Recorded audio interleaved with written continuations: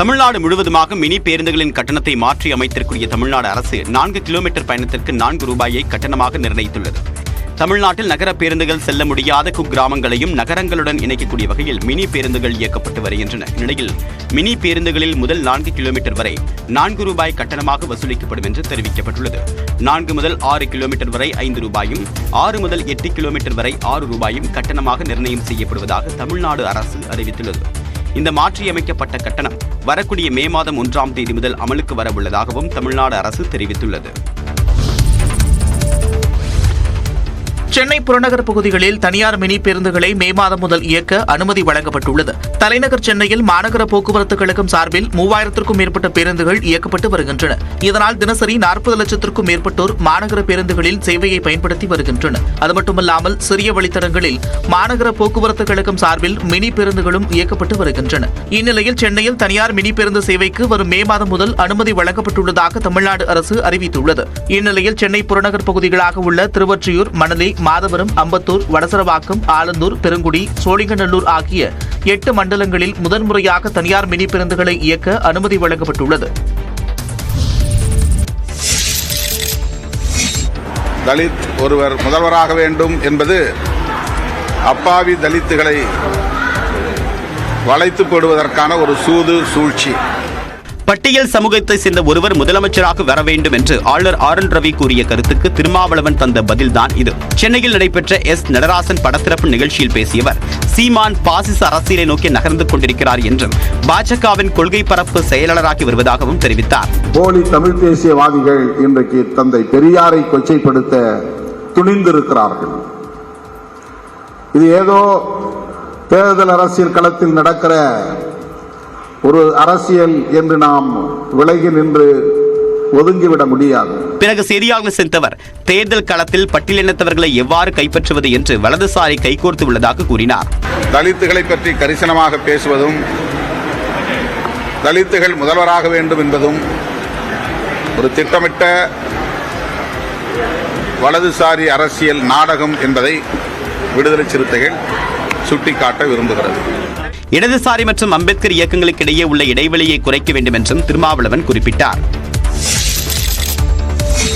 திராவிடத்திற்கு எதிரான பேராபத்தான அரசியலை முன்னெடுப்பதாக நாம் தமிழர் கட்சி தலைமை ஒருங்கிணைப்பாளர் சீமான் தெரிவித்துள்ளார். ஈரோடு கிழக்கு தொகுதி இடைத்தேர்தலை முன்னிட்டு அக்கட்சி வேட்பாளர் சீதாலட்சுமியை ஆதரித்து பரப்புரை பொதுக்கூட்டத்தில் பேசிய அவர், பெரியார் குறித்து பேசி ஓட்டு வாங்கினால் அது தீட்டு என்றார். நாங்க ராணுவ பேரேடு, நீ தடி குச்சி வெண்டி தள்ளாடிட்டு வந்துகிட்டு இருக்கியா?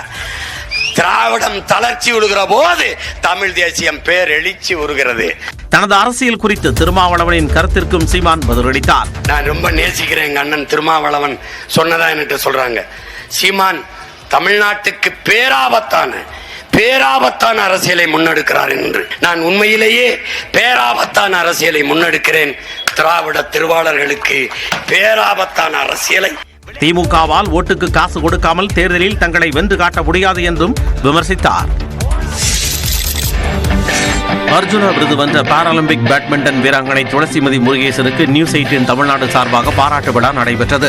நியூஸ் 18 அலுவலகத்தில் நடைபெற்ற இந்த நிகழ்ச்சியில் துளசிமதி முருகேசன், அவரது சகோதரியும் பேட்மிண்டன் வீராங்கனையுமான கிருத்திகா ஆகியோருக்கு சிறப்பு விருந்தினராக வருகை தந்த விடாமுயற்சி பட இயக்குனர் மகிழ் திருமேனி பொன்னாடை அணிவித்தார். அப்போது மகிழ் திருமேனிக்கு நியூஸ் 18 தமிழ்நாடு ஆசிரியர் கார்த்திகை செல்வன் பொன்னாடை அணிவித்து கௌரவப்படுத்தினார்.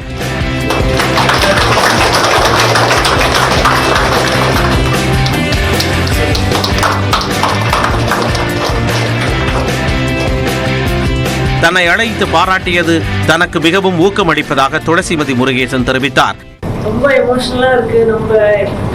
நான் ஜெயிச்சது இவ்வளவு பேர் செலிப்ரேட் பண்றீங்க, அதெல்லாம் பார்க்கணும், ரொம்ப ஹாப்பியா இருக்கு சார். துளசிமதி முருகேசனுக்கு நினைவு பரிசு வழங்கியது தனக்கு தரப்பட்ட கௌரவம் என இயக்குனர் மகிழ் திருமேனி குறிப்பிட்டார். ஆக்சுவலா இது எனக்கு அளிக்கப்பட்ட கௌரவமா தான் நான் நினைக்கிறேன். சத்தியமா அவங்களுக்கு ஒரு சால்வை பண்ணி அவங்க சால்வை போட்டக்கூடிய ஒரு வாய்ப்பு அளிக்கிறாங்க.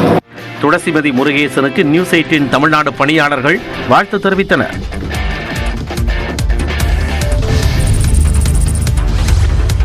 தமிழக வெற்றிக் கழகத்தின் 2வது கட்ட மாவட்ட செயலாளர்கள் பட்டியலை அதன் தலைவர் விஜய் இன்று வெளியிடுகிறார். கட்சி தொடங்கி ஓராண்டு நெருங்கும் நிலையில் கடந்த வெள்ளிக்கிழமை மாவட்ட நிர்வாகிகளை நேர்காணல் செய்தார் விஜய். நிர்வாக வசதிக்காக 120 மாவட்டங்களாக பிரிக்கப்பட்ட நிலையில் முதற்கட்டமாக 19 மாவட்டங்களுக்கான நிர்வாகிகள் அறிவிக்கப்பட்டனர். இந்த நிலையில் இன்று பனையூரில் உள்ள கட்சி அலுவலகத்தில் நிர்வாகிகளை நேர்காணல் செய்கிறார் விஜய். தொடர்ந்து 2வது கட்ட நிர்வாகிகள் பட்டியல் இன்று வெளியாகும் என எதிர்பார்க்கப்படுகிறது. இதற்கிடையே பூத் கமிட்டியை வலுப்படுத்தும் பணியிலும் தாவேகா தலைமை தீவிரம் காட்டி வருகிறது.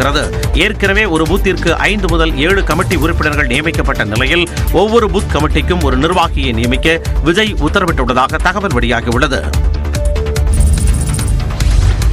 தமிழ்நாடு முழுவதுமாக மினி பேருந்துகளின் கட்டணத்தை மாற்றி அமைத்திருக்கூடிய தமிழ்நாடு அரசு 4 கிலோமீட்டர் பயணத்திற்கு 4 ரூபாயை கட்டணமாக நிர்ணயித்துள்ளது. தமிழ்நாட்டில் நகர பேருந்துகள் செல்ல முடியாத குக்கிராமங்களையும் நகரங்களுடன் இணைக்கக்கூடிய வகையில் மினி பேருந்துகள் இயக்கப்பட்டு வருகின்றன. இந்நிலையில் மினி பேருந்துகளில் முதல் 4 கிலோமீட்டர் வரை 4 ரூபாய் கட்டணமாக வசூலிக்கப்படும் என்று தெரிவிக்கப்பட்டுள்ளது. 4 முதல் 6 கிலோமீட்டர் வரை 5 ரூபாயும் 6 முதல் 8 கிலோமீட்டர் வரை 6 ரூபாயும் கட்டணமாக நிர்ணயம் செய்யப்படுவதாக தமிழ்நாடு அரசு அறிவித்துள்ளது. இந்த மாற்றியமைக்கப்பட்ட கட்டணம் வரக்கூடிய மே மாதம் 1ஆம் தேதி முதல் அமலுக்கு வரவுள்ளதாகவும் தமிழ்நாடு அரசு தெரிவித்துள்ளது.